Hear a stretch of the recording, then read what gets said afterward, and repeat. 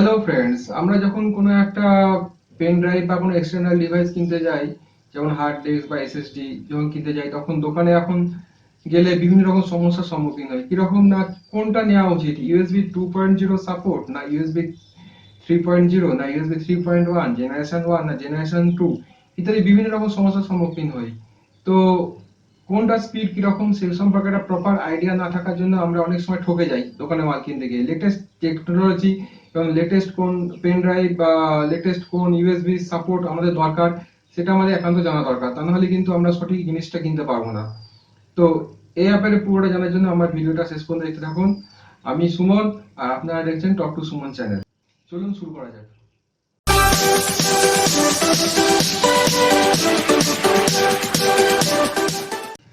Friends, আগে একটা সময় ছিল যখন ইউএসবি 2.0 তাই মেন মার্কেটে চলতো, অর্থাৎ ইউএসবি বলতে ইউএসবি 2.0 বলতে, মানে এটা আমি বলছি মোটামুটি 2005-06 এরকম সময়, তখন ইউএসবি 2.0 লোকে চিনতো।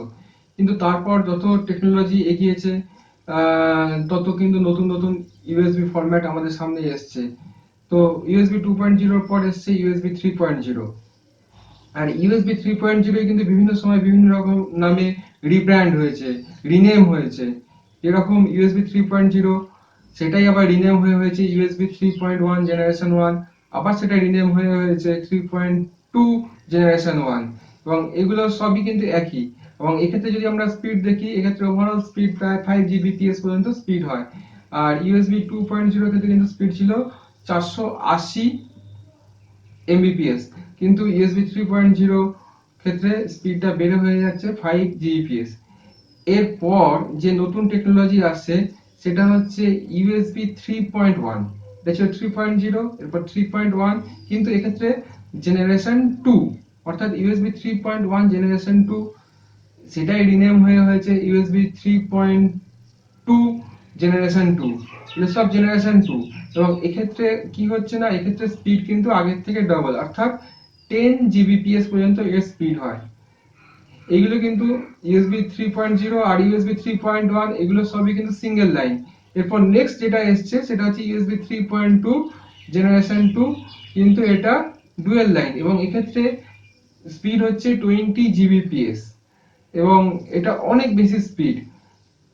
কিন্তু ইউএসবি জেনারেশন শুধু জানলেই তো হবে না, আমরা যে ডিভাইসের সাথে আহ, সংযুক্ত করব সেখানে কিন্তু অবশ্যই আমাদের পেন ড্রাইভ যদি ইউএসবি 3.2 জেনারেশন 2 হয়, এক্ষেত্রে আমাদের যে কম্পিউটার বা ল্যাপটপ সেখানে কিন্তু ইউএসবি 3.2 হতে হবে, অর্থাৎ সেম ম্যাচিং করতে হবে। এমন নয় যে ইউএসবি 3.2 জেনারেশন 2 অর্থাৎ লেটেস্ট টেকনোলজি আমরা নিয়ে এলাম, হ্যাঁ, নিয়ে এসে ভাবলাম যে আমাদের এই স্পিড পাবো, কিন্তু আমাদের কম্পিউটার দেখা গেল ইউএসবি 2.0 সাপোর্ট করে, সেক্ষেত্রে কিন্তু আমরা ওই ফেসিলিটি পাবো না। অর্থাৎ জেনারেশন 2, 3.2 জেনারেশন 2 এর পেন ড্রাইভ বা 3.2 জেনারেশন 2 এর যদি আমরা এক্সটার্নাল হার্ড ডিস্ক বা এসএসডি ইউজ করি, কিন্তু যদি আমাদের কম্পিউটার যদি হয় 2.0 সাপোর্ট, সেক্ষেত্রে কিন্তু আমরা মোটেই 10 Gbps স্পিড কিন্তু আমরা পাবো না। সেক্ষেত্রে আমরা স্পিড কিন্তু অনেক কমে যাবে, অর্থাৎ সেক্ষেত্রে আমরা ব্যাকওয়ার্ড কম্প্যাটিবিলিটি হিসাবে আমরা স্পিড পেয়ে যাব